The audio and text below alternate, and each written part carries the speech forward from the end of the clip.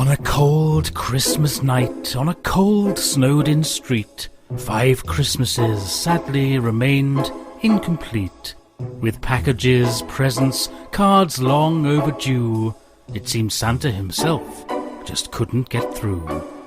And so 5 private shy households did worryingly wait, as it seemed this year Christmas would come far too late. In one house, lost children, so far from their homes, still scared and still hungry from the war they had flown, their parents still missing, how alone they'd all been, till this poor kindly family had taken them in.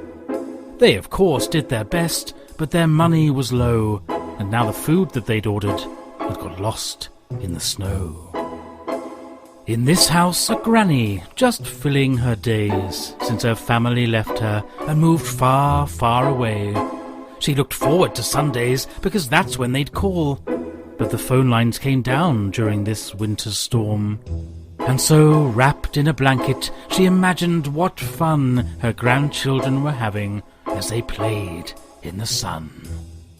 Now in this house, a young boy, surrounded by games, toy robots and tractors and puzzles and trains, but no one to play with, his mum always at work, so he could have all the toys that she thought he deserved, when of course all he wanted was some time with his mum, but she'd been stuck at work since this snowstorm begun.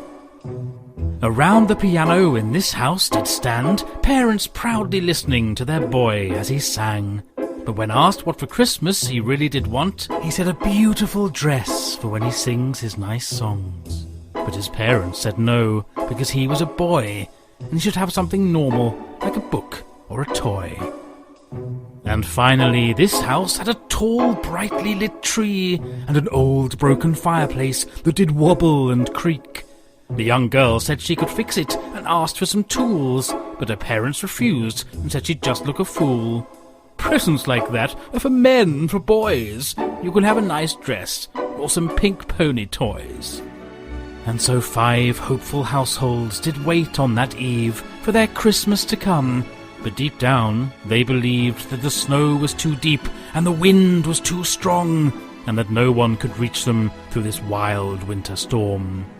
But as the night darkened and the frost moon did glow, a figure did fight through the wind and the snow.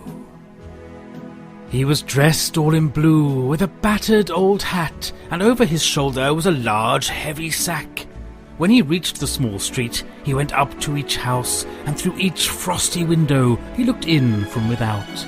When he'd been to each one, he smiled and straightened his hat, and then pulled out some parcels from his storm-beaten sack. Now the address on each parcel was easy to read, yet this fellow did something that was hard to believe. Some parcels for 8 he delivered to 7, and some of 7s to 8, and some of 10s to 11, and 11s to 10, but at 9 left not a thing. Then he again touched his hat, and all the doorbells did ring. Then, to the sound of much joy and the unlocking of doors, the postman picked up his sack and walked back into the storm. But as parcels were collected and taken inside, people's eyes were all drawn to that house number 9, where the family and lost children were stood at their door, but on their porch were no presents, just snow, nothing more. But it was cold on their doorsteps, so they rushed back inside and opened one present each on this Christmas Eve night. The girl was amazed at her new box of tools. "I love you so much! Thank you! Oh, thank you!" Her parents were shocked, as 'twas not what they'd bought, but their child was so happy that they said nothing more. Meanwhile, over the road, the boy could not express his delight at his present, a beautiful dress. His parents were shocked, as 'twas not what they'd bought, but they smiled as they saw the sheer joy that it brought. While at house number 7, the old lady was sure that she'd not ordered this, a brand new football. It made her feel quite sad, for it would be a strange Christmas day, with no grandchildren here to laugh and to play.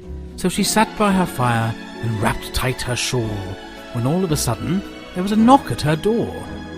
"Excuse me, old lady, I don't mean to intrude, but my mum's still at work, and I think this is for you." The boy gave her a parcel that was heavy and full of needles and yarn and balls of bright-coloured wool. "Why, thank you, young man," the old lady said, "and this must be for you, but was sent here instead." And she gave him the football and saw his face fall. "But I've no one to play with. No one at all." The granny had an idea, so the boy went to fetch all his toys from his house, well, the ones he liked best, and he brought them all over and had the best Christmas Eve ever, as he and the old lady sat and played games together. Now at house number 9, the couple felt bad, for they couldn't give their new children what the other families had. But then the children surprised them with a picture they'd made of the new family together, and at the bottom it said, "We can't thank you enough for the kindness you've shown. You gave us the best present ever. You gave us a home." The very next morning, Christmas Day did arrive, and the doorbell did ring there at house number 9. And there on their doorstep were 7, 8, 11 and 10. Yes, all of their neighbours come to share Christmas with them. A boy and his mother were at the front of the queue. "We have too many toys. We'd like to share them with you." And behind them a granny who had knitted all night. "I made you some scarves. I do hope they're all right." And next a young girl. "I have built you a swing. I'll hang it from your tree with some very strong string." And then came a boy in a beautiful dress. "I wrote a new song for you. I hope I'm not overdressed." The rest of the parents were at the back of the queue. They had brought all their delicious, delightful cooked food, turkeys and nut roasts and vegetable platters, puddings and ice creams and biscuits and crackers. Number 9 thanked them muchly, and they all went inside, where they all played, sang and ate, long into the night. And the families all realized what they truly believed, that it's time spent together that makes Christmas complete. And far, far away, the old postman did smile, as he delivered some plane tickets to a certain grandchild. It's so important to make someone happy. Make just one someone happy. Make just one heart the heart you sing to. Love is the answer. Someone to love is the answer. Once you've found them, build your world around them. Make someone happy. Make just one someone happy, and you will be happy too.